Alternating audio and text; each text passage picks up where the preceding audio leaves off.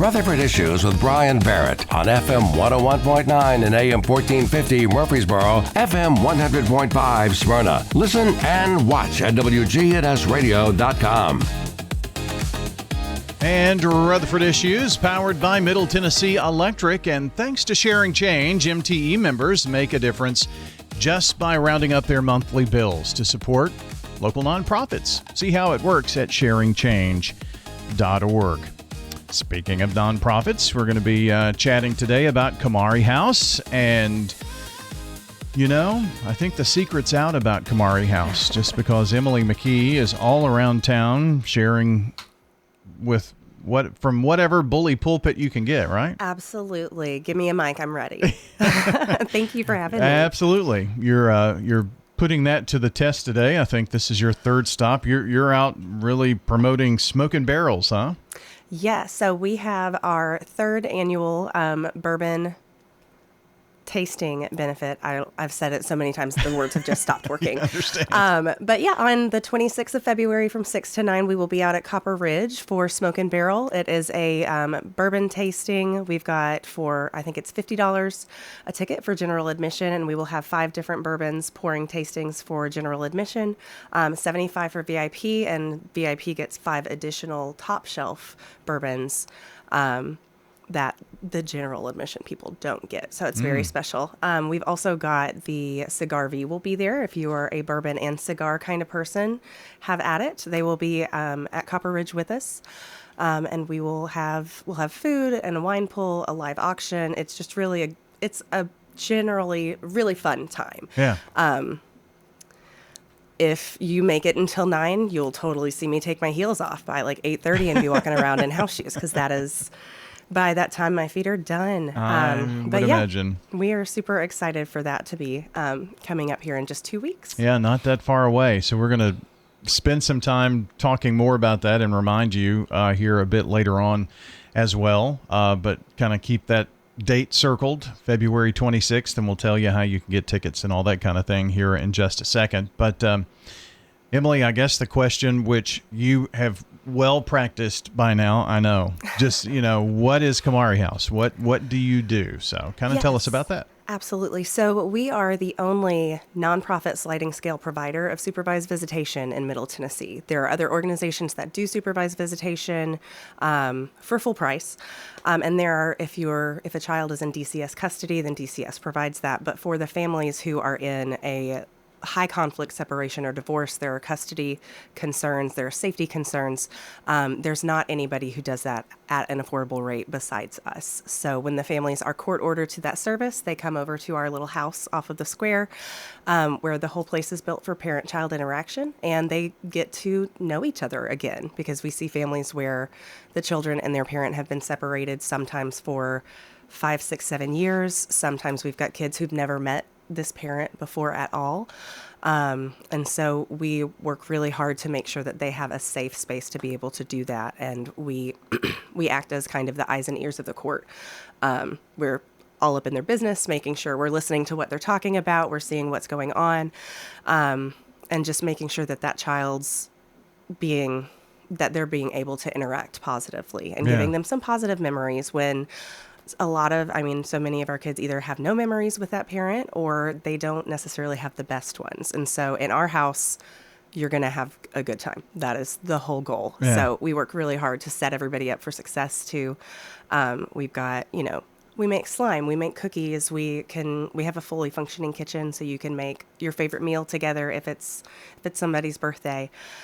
We celebrate birthdays and holidays together, because these are things you don't do if you don't live with your mom or your dad. Your daddy's not at your birthday party, but you know what? I will make a balloon arch and I will get you a cake. We will sing happy birthday. So we just do this to try to give these kids the opportunity to have some normalcy in this really difficult time, in this big transitional hard spot. Yeah, I would guess that, you have Christmas dinners and opening gifts, because that's the opportunity for that that child and that parent in particular. Absolutely. Things like that. Mm-hmm. So Kymari House, has it always been known as Kymari House? And maybe a little bit about history and how long you've been here in the community. Yeah, so we started in 2012.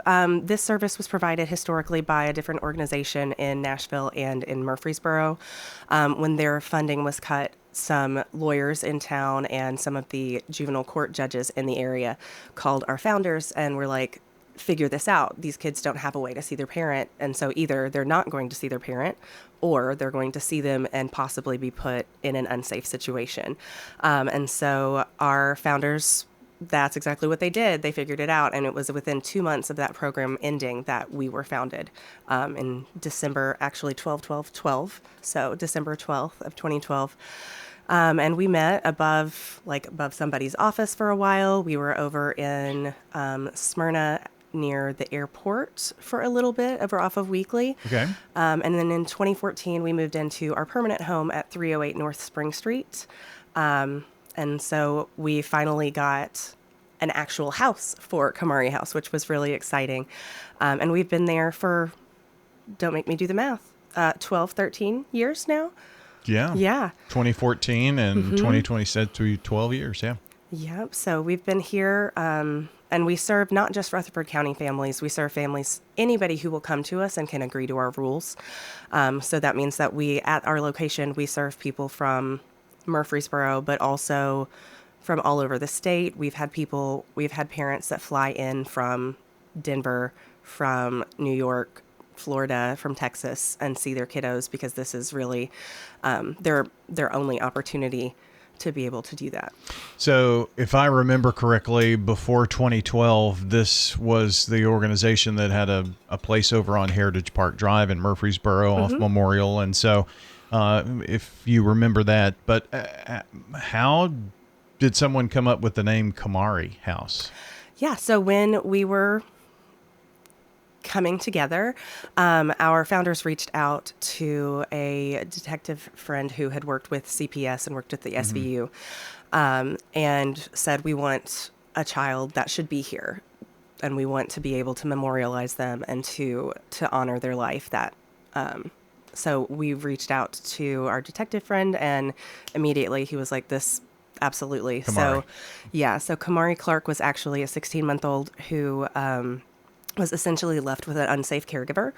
And within a couple of hours of being left with this person, 911 was called, and he was pronounced dead from severe child abuse. And so he should be learning to drive and making his mama crazy now. But he didn't get that opportunity. So when Kymari House was founded, the name was chosen specifically so that we could honor him and his memory. Well, what a great way to do that in a terrible circumstance. But the number of families that are just together safely now, how many do you serve maybe in a year or so? When I say it out loud, it sounds like we're really tiny, but we serve about, I think I did the numbers a couple of weeks ago, we served almost 40 families last year, and that is mom and dad and child. Right. So it's 40 families, but it's really like 80 families because they are split. Sure. And we do, historically, we've averaged between about 350 and 425 hours a year because we only do the visits on the weekends. But last year in 2025, we did 500 hours at just our location in Murfreesboro. Wow. So that's 500 hours of tea parties and Pac-Man, making slime, and just giving these kids some normal feeling space in a really not normal situation. So do you have enough space to do more than one, say at 9 a.m., that kind of thing, so you have multiple families in? Yes. So our house in Murfreesboro we have basically 5 visitation rooms, and to use the house to its fullest potential, we try to have 4 visits kind of going at the same time. Yeah. It is organized chaos, and my staff that do it when they're out and I have to do it. No. I'm like, how do you remember which car kids are in? Like, everything's written down, but we know exactly who this is, and they've got it it's so many things going on. But yeah, they really keep everything sort of running, and we try to do 4 families at a time, and we usually do 2 different sessions of visits each day on Saturdays and on Sundays. But yeah, we can do up to 4. We're actually in the process of expanding. We're opening a place in Franklin as well. And we're going to be able to do 2 families at a time there also on Saturdays and Sundays. So we're going to be, while Murfreesboro will stay doing exactly what we're doing, we're going to add in the Franklin location so we can meet more families literally where they are, which is one of the things that you talk about in social services is how do we meet them where they are, both metaphorically, but also in real life, because that's a haul from Franklin to here. Yeah. And you have families meeting in Murfreesboro from really all over Middle Tennessee, I would think. Yes, we've got a lot of families from surrounding counties. I'm trying to think of the farthest Tennessee families.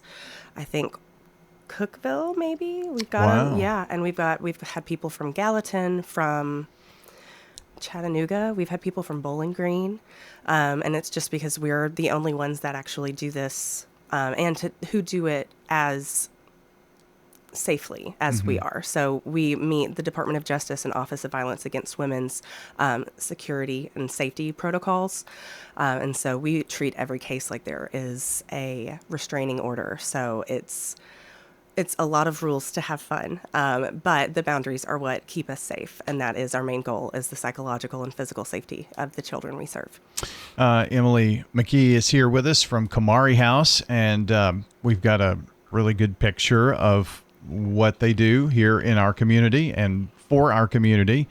And, if a group of judges and lawyers come together and say, hey, we've got to keep something going here, that says a lot. And I'm sure that you're highly utilized through the system, and just creating a safe space for, a supervised visitation, a safe space for these kiddos. And, in the end, I'm sure sometimes maybe a few of the parents come in a bit, I don't know. Not excited. Nobody's excited to be there. That's the word I was thinking. The best worst case scenario is what one of our former parents called it. He was like, I was so dreading this. I was mad. I didn't want to do this. I didn't think I needed to be here, but I could not imagine our relationship being the way that it is if we had done this any other way. And so we really get to walk through some really difficult times with these families. And we recognize nobody wants to be here. Nobody's excited about it. The kids are. Oh, sure. Because we're so much fun.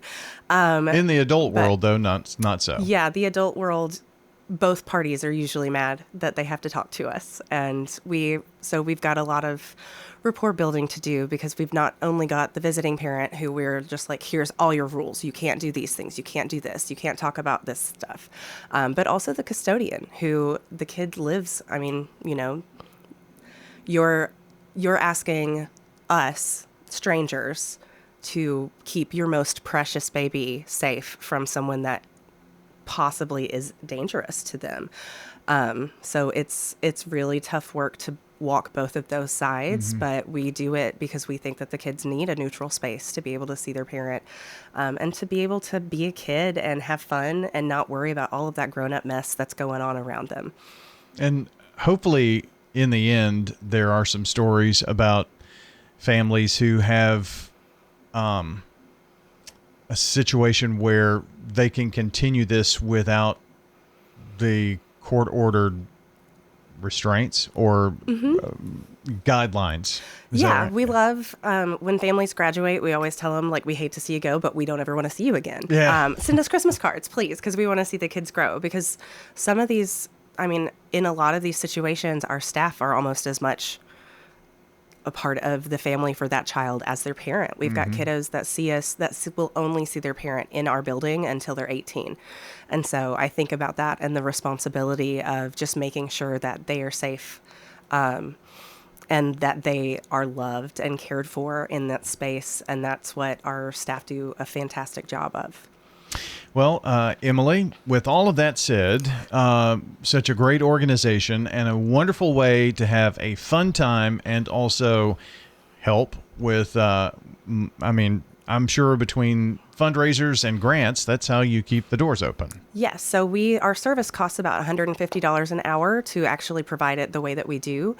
And most of our parents pay $25 an hour. And we just have a sliding scale because, again, if you can't pay $150 an hour to see your kid, you're not seeing your kid.